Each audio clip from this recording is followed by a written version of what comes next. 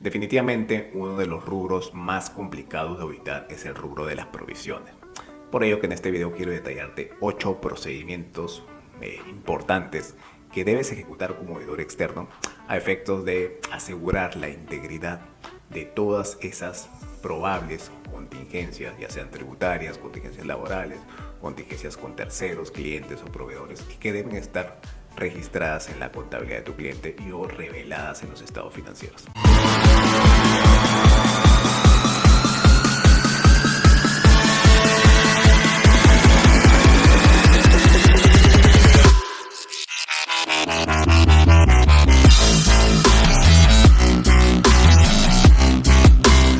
Primer procedimiento. El primer procedimiento consiste en solicitar a la administración, a la gerencia de la empresa que estás auditando, el memorando técnico por aplicación de la norma internacional de contabilidad número 37, provisiones, pasivos contingentes y activos contingentes.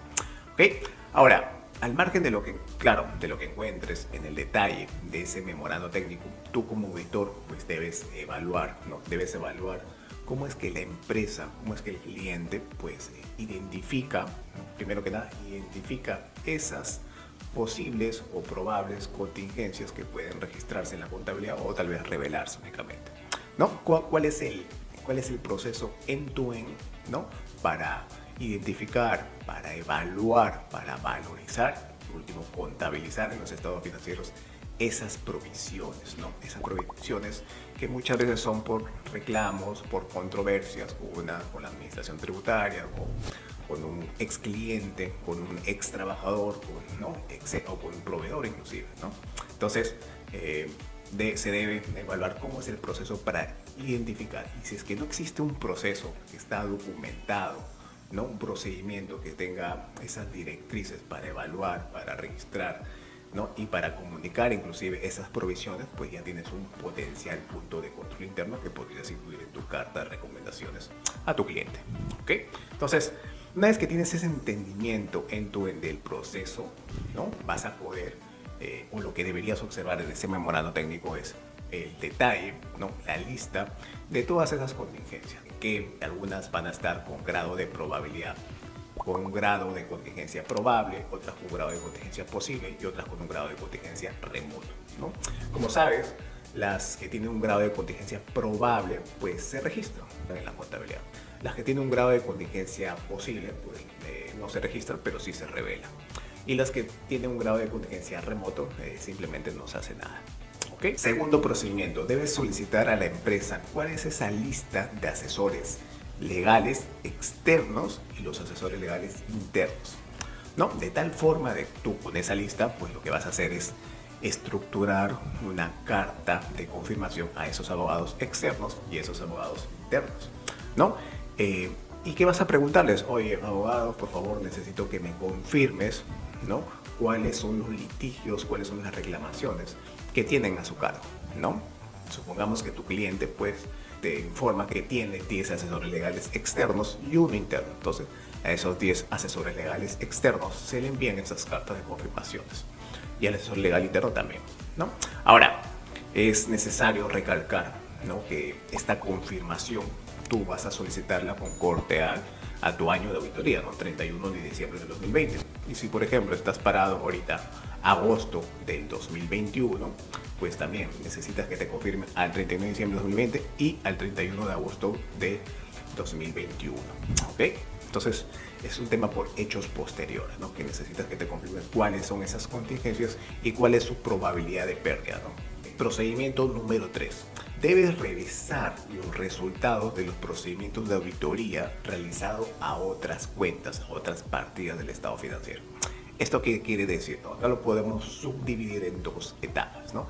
La primera etapa que consistiría pues en revisar la existencia de contratos onerosos, ¿no? Y acá voy a hacer un paréntesis porque la empresa debería tener en todo caso un procedimiento formal en donde se detalla cuál es el proceso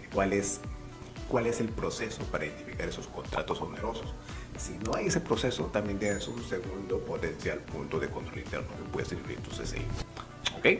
Ya, entonces revisamos la existencia de contratos onerosos. ¿Dónde podemos identificar? Bueno, cuando revisamos los contratos, ¿no? Que tenemos con los clientes, ¿no? Ahí podemos encontrar algún contrato oneroso, ¿no? En la revisión también de las cuentas por cobrar como tal, en la revisión de los contratos por arrendamiento, ¿ok? También la revisión de los contratos que tenemos con nuestros proveedores por los servicios que nos prestan, ¿no? Y también en la revisión de los contratos que hacemos firmar a nuestro personal. Entonces, en la revisión que hace las demás personas del equipo de auditoría de los otros rubros del estado financiero, es posible de que existan potenciales contratos onerosos y que, como sabes, eso debe estar registrado como una pérdida, ¿no? La otra forma de identificar, ¿no?, podríamos hacer es la lectura que hacemos a las actas, ¿no? Las actas de accionistas, las actas de directorio. En todo caso, lo que podrías identificar es algún tema de reestructuración de la empresa, ¿no? O cierre de alguna línea de negocio.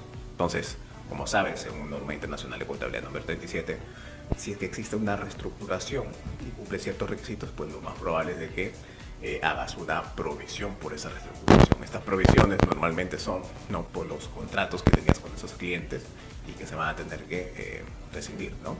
Y o por los trabajadores inclusive que pertenecían o que elaboraban en esa línea de negocio que vas a reestructurar o que vas a cerrar.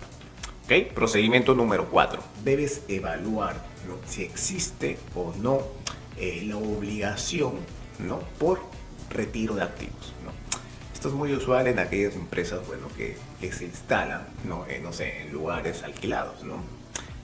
Muchas veces en los contratos que se pactan, ¿no?, por el alquiler, pues hay una cláusula en la que se dice que tienes que dejar el inmueble o lugar tal cual como lo encontraste, ¿no? Entonces, ahí hay un tema de materialidad definitivamente, ¿no? La empresa, tienes que hacerte la pregunta, ¿la empresa es probable, ¿no?, que tenga estas obligaciones por retiro de activos? Entonces, si existe esa obligación, entonces tienes que reconocer una provisión. Como sabes, el asiento es cargas al activo, reconoces un activo, mayor activo, contra provisión, ¿no? Procedimiento número 5. Tienes que solicitarle a tu cliente todas las comunicaciones que ha hecho SUNAT durante el año y durante los meses que estás auditando también, es importante, ¿no? Entonces, tú como auditor, ¿cómo te aseguras de la entrega, de la integridad, de la totalidad de todas esas comunicaciones? Bueno, ahorita que estamos en estas reuniones por Zoom, entrevistas por Zoom, seguro como auditor te entrevistas con un cliente por Zoom. Bueno, lo que vas a hacer es que te comparta la pantalla y tú observes in situ cómo es que accede, ¿no?, con su clave SOL a la bandeja de SUNAT y haces el checklist de todas las comunicaciones que tu cliente ya te ha enviado, ¿no? Simplemente corroboras la integridad de todas esas comunicaciones. Entonces, en estas comunicaciones tú podrías advertir de algún potencial reparo, ¿no?, de la administración tributaria, en este caso para los SUNAT, ¿no? Huyó alguna contingencia tributaria, ¿no? Entonces, y esto debe estar, pues, reconocido en tus estados financieros. Entonces, es un procedimiento bastante fuerte que te podría ayudar a identificar algún tema tributario, alguna contingencia tributaria y que debes reconocer y que tu cliente debe reconocer en los estados financieros, ¿ok? Entonces, no te olvides del procedimiento número 5. Procedimiento número 6. Debes examinar, ¿no? Debes examinar las confirmaciones de los bancos, ¿no?, en búsqueda, bueno, de garantías que el cliente que estás auditando probablemente haya otorgado, ¿no? Muchas veces las entidades financieras, ¿no?, los bancos, las cajas, pueden responderte en la carta de confirmación que la empresa que estás auditando, pues, ha otorgado garantía a otra empresa. Entonces, esas garantías otorgadas, como sabes, es un pasivo contingente, ¿ok? Y esto, pues, debería estar revelado también en los estados financieros. Procedimiento número 7.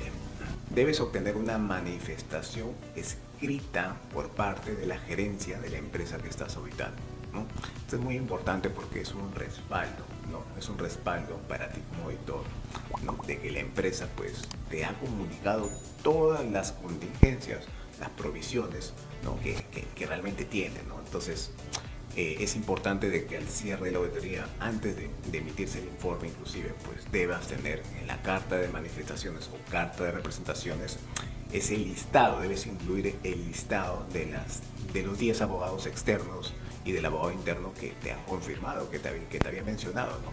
Y por las cuales tú mandaste una carta de confirmación. Ya sabes que esa carta de manifestaciones está firmada por la dirección, ¿no? Por la gerencia de la empresa que estás auditando. Inclusive ahí colocar las contingencias que están provisionadas y las que están reveladas inclusive en esa carta de manifestaciones. Es importante que obtengas esa manifestación. Y por último, y no por ello menos importante, el procedimiento número 8 consiste en examinar los documentos, principalmente las facturas de abogados. ¿Cómo podemos advertir en eso? Tú como auditor pues tienes acceso al registro de compras, ¿no? De la empresa, con corte al año de auditoría y con corte a las fechas en las que estás auditando, por ejemplo, el 31 de agosto del 2021, ¿no? Entonces, lo que vas a hacer es consolidas tu data de compras, de facturas, de compras, ¿no?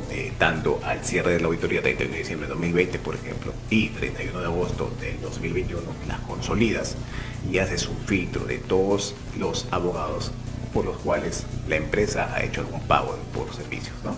Entonces deberías hacer ese match, ¿no? de esa lista de asesores externos que han facturado a la empresa, ¿no? Versus la lista que te ha confirmado, ¿no? que te ha enviado, ¿no? Los 10 abogados externos deberían estar en esa lista de proveedores, ¿no? Asesores externos que nos han facturado, ¿no? Entonces me ha pasado en algún cliente de que existían por ahí 2 o 3 que la empresa no me envió y por los cuales no mandé una carta de confirmación. Entonces ahí tienes un potencial hallazgo y tienes que solicitar, claro, las explicaciones de por qué no se te confirmó, por qué no se te envió esa lista de asesores que le han facturado a la empresa y por los cuales tú no has mandado una carta de confirmación. De repente tienes que regularizar y mandarles una carta, o bueno, ya va a depender las explicaciones o los sustentos que te dé la empresa, ¿no? Entonces estos fueron los 8 procedimientos de auditoría, ¿no? que son importantes que los puedas ejecutar de manera correcta y aseguren la evidencia de auditoría que vas a recopilar y por lo tanto que refuerzan y sustentan tu opinión que va a estar incluida en el dictamen de auditoría. Así que nada, espero que te haya servido. No te olvides de compartir este video si te ayudó, de darle like para llegar a más personas y dejarme tus comentarios si te quedan dudas, comentarios o si deseas que ampliemos un poco más al respecto de este tema. Nos estamos viendo en un próximo video. Chao, chao.